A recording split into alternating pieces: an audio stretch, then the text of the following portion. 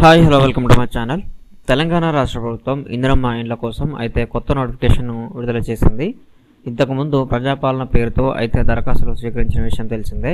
అయితే ఇప్పుడు రాష్ట్రంలో మరోసారి ప్రారంభం కాబోతున్న ఇందిరమ్మ ఇండ్ల నిర్మాణంలో శాసనసభ్యులదే కీలక భూమిక అయితే కానుంది. ముఖ్యంగా లబ్ధిదారుల జాబితాను రూపొందించే విషయంలో వీరు ప్రధాన పాత్ర పోషించనున్నారు. 4 నెలల క్రితం ప్రజాపాలన కార్యక్రమంలో భాగంగా ప్రజల నుంచి వివిధ పథకాల కోసం దరఖాస్తులు స్వీకరించిన విషయం తెలిసిందే.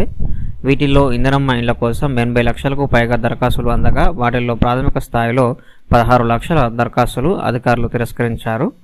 64 లక్షల దరఖాస్తులను పరిశీలించాల్సి ఉంది. కానీ ఇప్పుడు శాసనసభ్యుల ఆధ్వర్యంలో జాబితా రూపొందించనున్నారు. ఈ దరఖాస్తులతో పాటు కొత్తగా మళ్లీ దరఖాస్తులు స్వీకరించే అవకాశం అయితే కనిపిస్తోంది. నియోజకవర్గానికి 3500 ఇళ్లను ప్రభుత్వం మంజూరు చేసింది. ఇప్పటికే ఏ పథకంలో కూడా ఇల్లు అందని పేదలనే ఎంపిక చేయాలని ప్రభుత్వం అయితే ఆలోచిస్తోంది.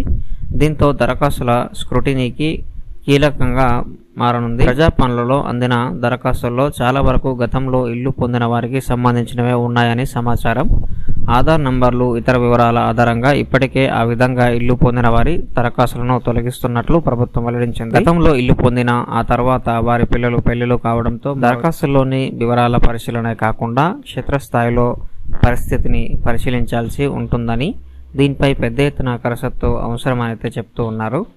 లబ్ధిదారుల ఎంపిక తుది ఆమోద ముద్ర జిల్లా ఇన్ఛార్జి అయిన మంత్రి వేయనున్నట్లు తెలుపుతూ ఉన్నారు.